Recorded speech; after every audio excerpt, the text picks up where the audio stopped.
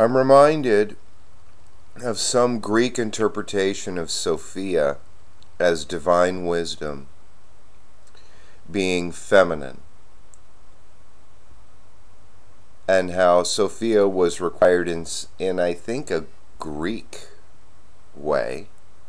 I can't remember, so I can't give you specifics.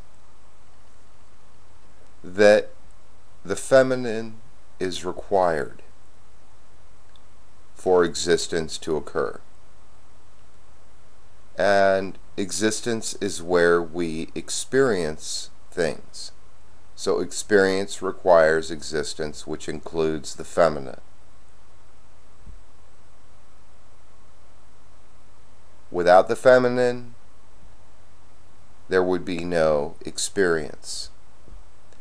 And I think many men, or those of the masculine tint,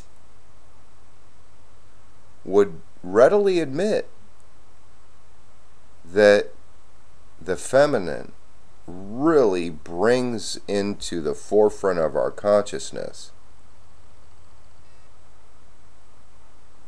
the experience of experience, having an identity, an individuality, a singularity. This is very important because as far as the Big Bang goes and the origination of our universe, it's termed a singularity.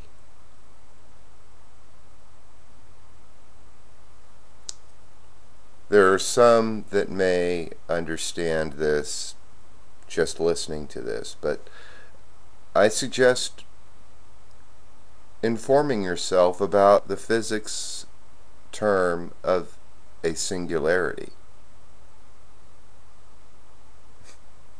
I haven't even done so, but I'm using the term anyway. You gotta risk it all on one game of pitch and toss.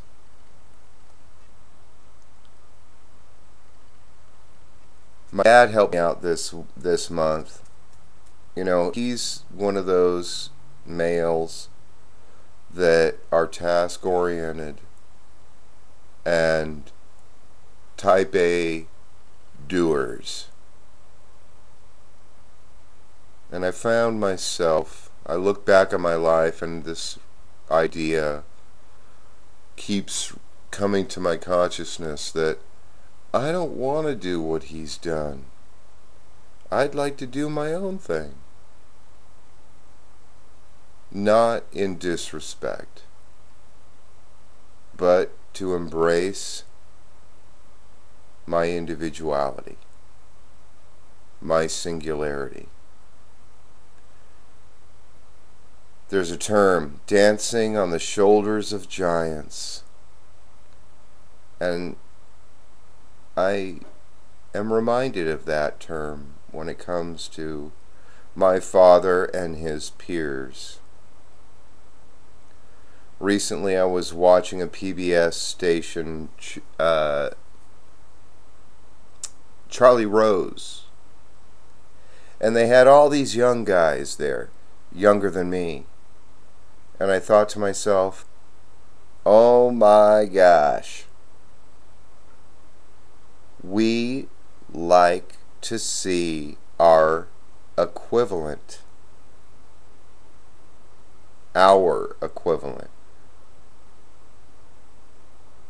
So if we're older, we like to see, for instance, I'm 40-year-old, we like to see 40s. If we're 60s, we like to see 60s. And then I thought of the influence that this must have on society. How 20-year-olds, 30-year-olds, 40-year-olds, 50-year-olds, 60-year-olds, 70-year-olds having an influence on our society. So there may be a majority of 50-year-olds in power, and they want to see other 50-year-olds in power. And it just blew me away to realize, oh, that ever-recurring pattern, the fatalism of what must be.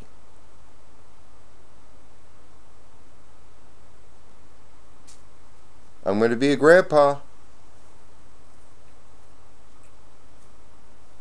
and I really want to have something to offer for my grandchild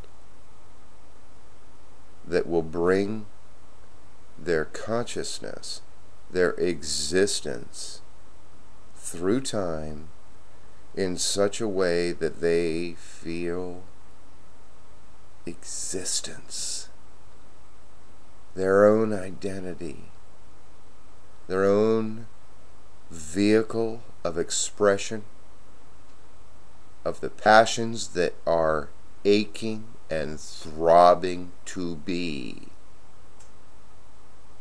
transcendent of time, a bridge of sorts.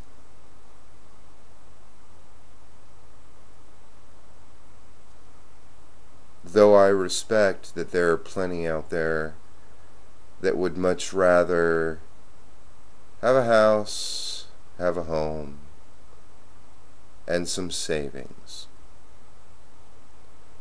sprinkled with little toys all along.